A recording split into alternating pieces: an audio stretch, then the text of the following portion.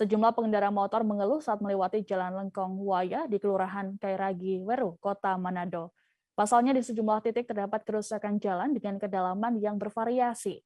Saat musim hujan, kondisi ini menyulitkan pengendara sehingga harus berhati-hati saat melintas. Menanggapi hal ini, pemerintah Kota Manado berencana akan melakukan perbaikan pada bulan Februari ini. Jurnalis kami dari Tribun Manado, Andreas Ruau, akan melaporkan informasi lengkapnya untuk Anda. Halo Andreas.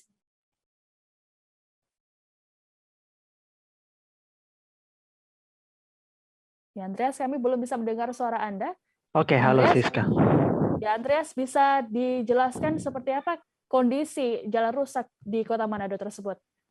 Oke, jalan rusak di Kota Manado itu cukup banyak ya, dan diantaranya ada di Jalan Lengkong Waya, di mana berada di depan kampus Nusantara dan mengarah ke perumahan Kairagi Weru.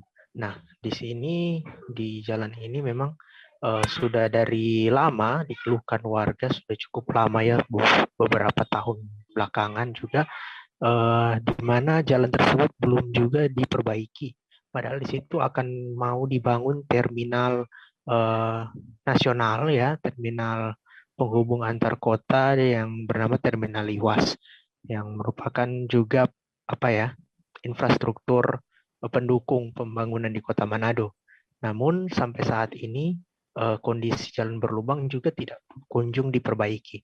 Bahkan lama-kelamaan jalannya makin ke bawah, lubangnya makin dalam dan hingga mencapai dua jengkal hingga mencapai lutut orang dewasa ya. Sehingga para pengendara terutama pengendara sepeda motor yang harus melewati jalur tersebut harus memutar ke arah tepi jalan sehingga bisa melewati dengan aman, karena pas di tengah itu lubangnya juga sudah kian dalam ya, begitu kira-kira Siska.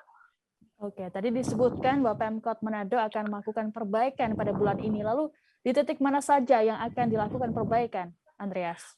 Oke, untuk rencana pembangunan pada bulan Februari ini ya, berdasarkan tahun anggaran, itu ada di salah satunya di Lengkong Waya, Kairagi Weru, kemudian ada di area Stadion Kelabat yang berada di Kecamatan Wanea, Kelurahan Ranotana, dan kemudian ada di Politeknik yang berada di Kecamatan Mapanget, Kelurahan Paniki Bawah, dan selanjutnya ada di Kombos, Kecamatan Wanasa. Nah, beberapa titik tersebut menjadi perhatian pemerintah yang selain juga adanya pembangunan jalan, pembangunan infrastruktur yang lain seperti drainase, kemudian sungai-sungai, sop sungai misalnya yang menjadi daerah air untuk dialirkan ke sungai itu juga diperbaiki agar nantinya tidak terjadi genangan di jalan-jalan yang sudah diperbaiki itu sehingga tidak menyebabkan kerusakan kembali, begitu Siska. Oke, lalu bagaimana tanggapan dari masyarakat terkait dengan rencana perbaikan jalan ini, Andreas?